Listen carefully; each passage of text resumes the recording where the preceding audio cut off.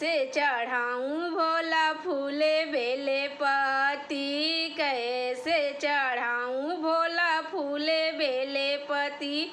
जटा इधर उधर जटा इधर उधर पूजा करने दे।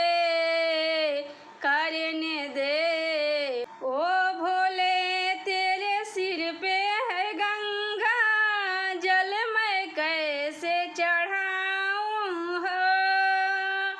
ओ भोले तेरे सिर पे है गंगा जल, मैं कैसे चढ़ाऊँ हो।